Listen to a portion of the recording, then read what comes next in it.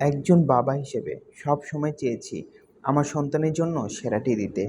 সেই খাবার আগে ঠিকমতো হাঁটতে জীবাণুমুক্ত করেছে কিনা, তার খাবারে পর্যাপ্ত পুষ্টি যোগ হচ্ছে কিনা, সব দিকেই ছিল আমার সজাগ দৃষ্টি।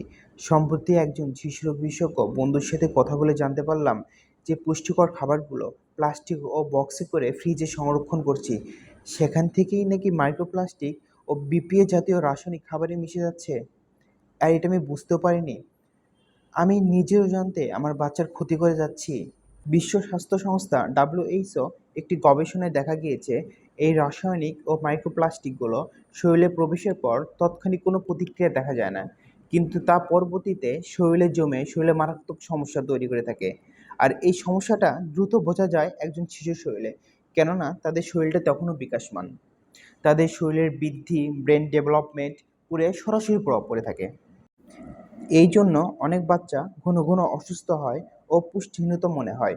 আর এই পুষ্টি পূরণের জন্য আমরা তাদের খাবারে মাছ মাংস যোগ করি, আর সেই মাছ মাংসগুলো অস্বাস্থ্যকর প্লাস্টিক পলিতে ফ্রিজে সংরক্ষণ করি। আর সেখান থেকেই তাদের শরীরে মাইক্রোপ্লাস্টিক ও রাসায়নিকগুলো যুক্ত হয়ে যায়। অপরদিকে সাধারণ যে সকল পলি বা প্লাস্টিক বক্সগুলো থাকে, সেগুলো সম্পূর্ণ এয়ারটাইট হয় না, যার ফলে বাতাস প্রবেশ করে। আর বাতাসের সাথে থাকা অক্সিজেন, আর্দ্রতা ও ব্যাকটেরিয়া, সেগুলো খাবারের সাথে মিশে যায় এবং খাবারটি দ্রুত পচন প্রক্রিয়া শুরু হয়ে যায়।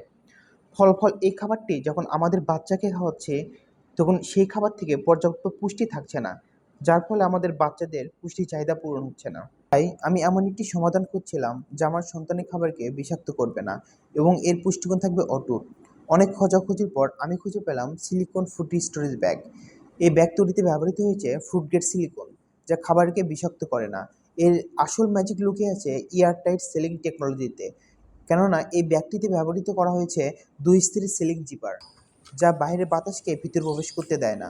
আর বাইরের বাতাস ভিতরে প্রবেশ না করলে বাতাসের সাথে থাকা আর্দ্রতা জীবাণু খাবারে মিশতে পারে না এবং খাবারটি থাকে সতেজ, পুষ্টিগুণ এবং সুন্দর।